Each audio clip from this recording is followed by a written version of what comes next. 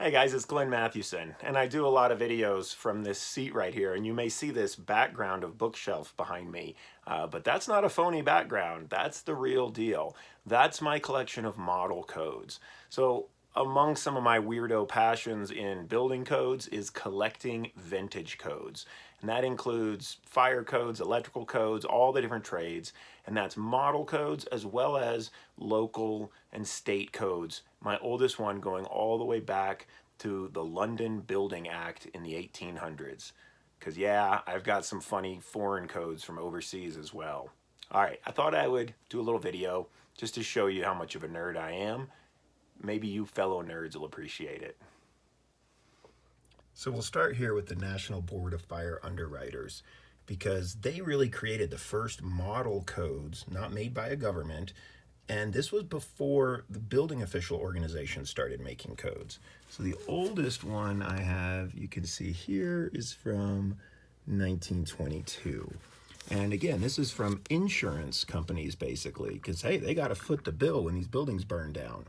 And so they started creating model codes to encourage the local governments to adopt them. And somewhere right around in this age, they shifted from National Board of Fire Underwriters to AIA, not the architects, but the American Insurance Association. All right, moving on from that, we'll shift over here to my uniform building code shelf. And that's a reprint of the 1927, but I have been so blessed and lucky that I was actually given a real original 1927. And you know it's original because it's got the Pacific Coast Building Officials, not the International Conference of Building Officials that they later changed their name to. So from here, I'll back out, go through all kinds of UBCs, then we get into volume 2s, and we've got some dwelling house construction. And then of course, as that collection goes up through the years, we started getting more specialty codes, as you can see here, lots of specialty codes like housing and security and zoning. And we run these all the way up through 91, and then we can come down here to 94 and over, and the last of these were printed in 1997. All right, next we'll start in the middle right here, and this is where we've got the BoCA building codes. And I missed out on a 1961. It was just too expensive for me to afford. Maybe another one will come up someday. My oldest is a supplement from 1963. But boy, these old BoCA codes get really tough to find. And so here's your BoCA coming through, including I've got some of these accumulative supplements. And running all the way up, we add in some existing structure, or existing building codes. And these run all the way up through and end at 1999. That was the last BoCA. So much smaller collection than the uniform building codes, but of course I'm on the West Coast, so these uniform building codes are easier to get from my retiring colleagues that contribute to this collection.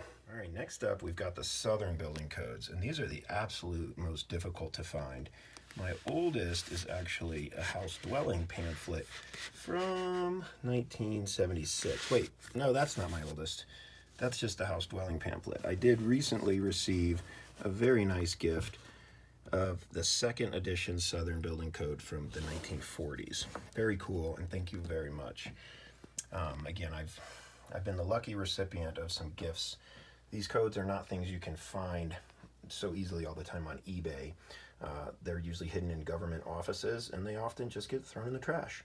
So luckily, some folks have salvaged these over the years, and this is my small collection of Southern building codes. I'm also holding a couple that actually belong to my chapter, like these two belong to the Colorado chapter of ICC. But rather than be in their website or warehouse, I hold them here so they're available if other professionals need to know something about them.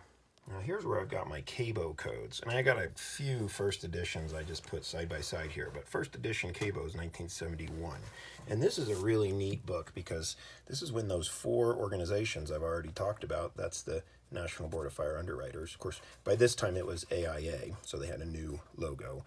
But this is when those four different model code writers came together to create one code for building homes so that we could build homes across this country and have one consistent way of doing it.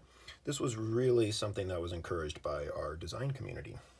So then we go through some CABO codes and all the way up, and the last full edition CABO was 1995, but I do actually have a amendment that brought it all the way up to 96, 97. And then from there, we get into that transition to the International Residential Code. First, there was this one addition, one title between the CABO and the IRC, and it was the International 1 and 2 Family Dwelling Code. That title was quickly changed to International Residential Code, and here is a pretty cool first draft of this, 1998, during the development period for this book. Super cool. If you go to this little spot, I've got a couple of federal codes that I sort of snuck in here because they're related to housing and residential, just single-family homes. And then these are my energy codes, model energy codes. You've got the ones here that came from BoCA, National Energy Conservation Code. And then we've got next to it the model energy code. And there's some great fun history and stories behind that. That's not for this video. I'll just move us right on over to this little section. This is my NFPA section. These are super hard to find right here. These are the original building exits code. And you can see here, this one's from 1942. It's a number of those. I only have 2. This history is really tough to find. But here are some old life safety codes, and then life safety codes running all the way up through to this edition here.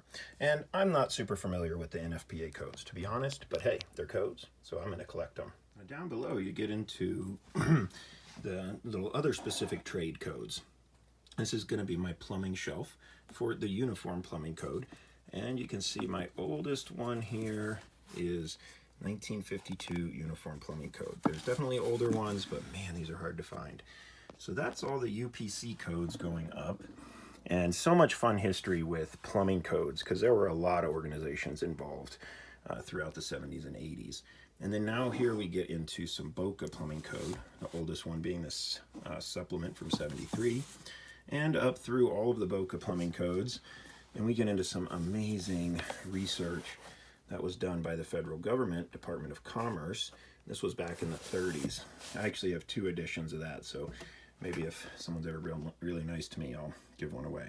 And then these are our National Standard Plumbing Code from PHCC, going all the way back to the 70s. And then, boy, Southern, super hard to find. Yeah, I only have 2 Southern Plumbing Codes in 1997, and this one, I think, from the 70s. Pretty cool. So there's all the plumbing codes. Why don't we just drop right down to the next shelf, take a look at mechanical. So here we've got all the UMCs. Right, these came from the International Conference of Building Officials and did have involvement with IATMO as well. But this is what's really cool. Check this out. I have never, ever found one of these anywhere at all except this one I was given. This is from the Western Plumbing Officials, which that was prior to them becoming the International Association of Plumbing and Mechanical Officials, IATMO. And you can see here, this is the Uniform Heating and Comfort Code from 1964. Complementary. So that predated the Uniform Mechanical Code, which first took on that title in 1967. You can see 1967, but 1964 was of a different title. And boy, I just can't find any history about this book. That one's a fun one. And then here we get into fuel gas codes, and we got the NFPA 54 fuel gas code going up through, and then there was a Southern gas code from SBCCI. I got 1 copy of that. And if we come right over to the rest of this shelf, we get to the mechanical code from BoCA, starting with the original 1971, and I have everyone going all the way up through the last in 1993. And then Southern Mechanical, in the older 1976. Again, these Southerns are so hard to find, but I've got 3 of those Southerns. So there's it for that. Hey, we'll just keep moving. Come right in here to fire codes. And if we start and then go back in time, we can see we've got 2000 and 1997, and then I've got all the fire codes going back to the original Uniform Fire Code here from 1971. But prior to that title, this is another one of those special treasures that I only have because I've been gifted it. And here we have the fire code from the California Fire Chiefs Association the Uniform Fire Code 1961. So that title, Uniform Fire Code, came from this organization and the fire chiefs, and then merged in with the International Conference of Building Officials. And you can see here, we've got Western Fire Chiefs partnered with ICBO. Very cool. And then over here, a few more fire prevention codes. I've got some fire prevention codes here from, we recognize this one, right? American Insurance Association, National Board of Fire Underwriters. Same folks where I showed you those very first, the first building codes. Those come up through here. And then we start in with our BoCA fire codes all the way up. And then, of course, the hard ones to find, the Southern fire codes. Got 2 of them there. And if we just go right up top, we'll get into NEC. This isn't impressive. Plenty of people collect NECs. It's about the only code collection that people seem to be actively doing. But I've got all the NECs running back. Even some of these, look at this little guys here, some one-off things. Some NEC 7, see that? NFPA 70A. This is when they came out with little books just for 1 and 2 family dwellings. Got a couple of those throughout the years here. And then this goes all the way back to my oldest being like 1935. When you go beyond the 30s, you better have 4 digits worth of a budget, which I don't have. And then just a couple random other electrical codes at the end. And so that takes care of simply my model code collection. There's more.